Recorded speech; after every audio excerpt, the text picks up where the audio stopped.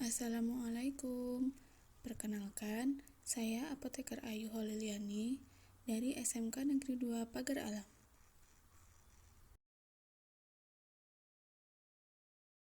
Baiklah, pada pertemuan kali ini kita akan membahas mengenai penggolongan obat.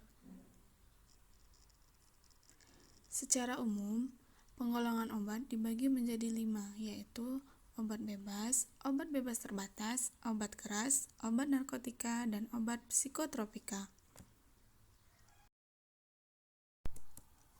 Yang pertama ada obat bebas.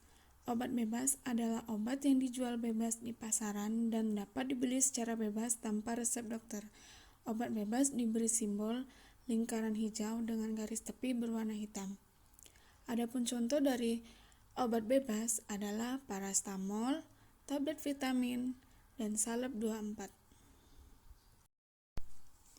Yang kedua ada obat bebas terbatas. Obat bebas terbatas adalah obat yang masih termasuk dalam obat keras, tetapi dapat dijual dan dibeli tanpa resep dokter. Obat keras yang dalam jumlah tertentu dapat diserahkan tanpa resep dokter. Pada kemasan obatnya, selain terdapat tanda khusus pada lingkaran biru dengan garis hitam di tepinya, juga terdapat tanda peringatan untuk aturan pakai obat. Adapun contoh dari obat bebas terbatas adalah CTM.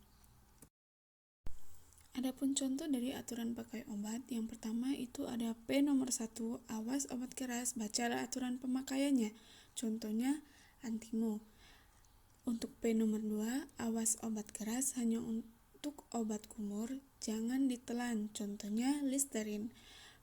P nomor 3, awas obat keras hanya untuk bagian luar badan. Contohnya Salep. Untuk P nomor 4, awas obat keras hanya untuk dibakar. Contoh, sigaret asma. Untuk P nomor 5, awas obat keras tidak boleh ditelan. Contohnya bufacetin. Untuk P nomor 6, awas obat keras, obat wasir jangan ditelan.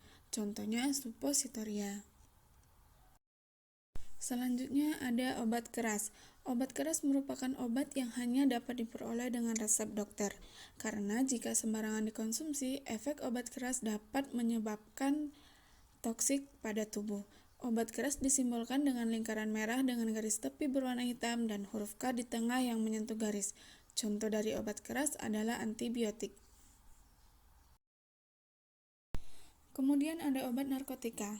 Narkotika merupakan zat atau obat yang berasal dari tanaman atau bukan tanaman, baik sintesis maupun semisintesis, yang dapat menyebabkan penurunan atau perubahan kesadaran, hilangnya rasa, mengurangi sampai menghilangkan rasa nyeri, dan dapat menimbulkan ketergantungan. Obat ini hanya dapat diperoleh dengan resep dokter dan disertai dengan nomor izin praktek pada resep tersebut. Resep juga tidak dapat disalin. Golongan obat narkotika itu sendiri disimbolkan sebagai lingkaran berwarna merah yang disertai dengan tanda plus di tengahnya. Berikut adalah golongan narkotika. Yang pertama itu ada narkotika golongan 1, yang hanya dapat digunakan untuk tujuan pengembangan ilmu pengetahuan, tidak digunakan dalam terapi, serta mempunyai potensi sangat tinggi yang mengakibatkan ketergantungan.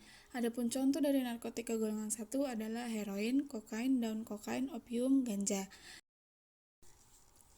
Selanjutnya narkotika golongan 2. Berhasiat untuk pengobatan, digunakan sebagai pilihan terakhir, digunakan dalam terapi dan atau untuk tujuan pengembangan ilmu pengetahuan, mempunyai potensi tinggi yang mengakibatkan ketergantungan.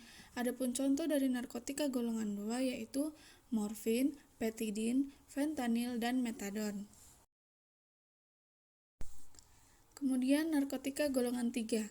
Narkotika yang memiliki daya adiktif ringan, bermanfaat dan berhasiat untuk pengobatan dan penelitian, banyak digunakan dalam terapi dan atau untuk tujuan pengembangan ilmu pengetahuan, mempunyai potensi ringan yang mengakibatkan ketergantungan.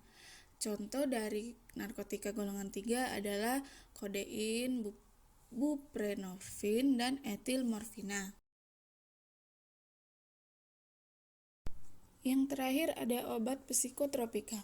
Psikotropika adalah zat atau obat baik alamiah maupun sintesis, bukan narkotika, yang berkhasiat psikoaktif melalui pengaruh selektif pada susunan saraf pusat, yang menyebabkan perubahan khas pada aktivitas mental dan perilaku.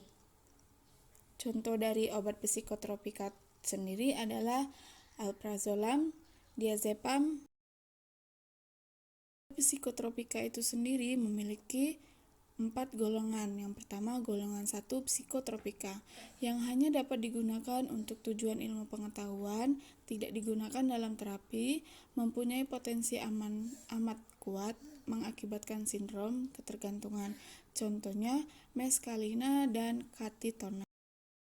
Adapun golongan 2 psikotropika adalah yang berkhasiat pengobatan dan dapat digunakan dalam terapi dan atau ilmu pengetahuan, mempunyai potensi kuat, mengakibatkan sindroma ketergantungan.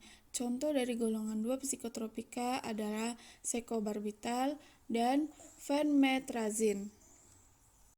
Selanjutnya, golongan 3 psikotropika adalah yang berkhasiat pengobatan, digunakan dalam terapi dan atau untuk tujuan ilmu pengetahuan, serta mempunyai potensi sedang mengakibatkan sindroma ketergantungan.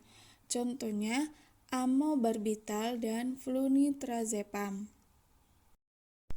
Untuk golongan 4 psikotropika adalah berkhasiat sebagai pengobatan, digunakan dalam terapi dan atau untuk tujuan ilmu pengetahuan, serta mempunyai potensi ringan yang mengakibatkan sindroma ketergantungan. Contohnya, alobarbital, bromazepam, diazepam, dan fenobarbital. Oke guys, itu tadi penjelasan mengenai penggolongan obat. Semoga sekarang kalian bisa memahami mengenai penggolongan obat. Terima kasih sudah menonton video ini. Sampai jumpa di video-video selanjutnya. Wassalamualaikum, bye-bye.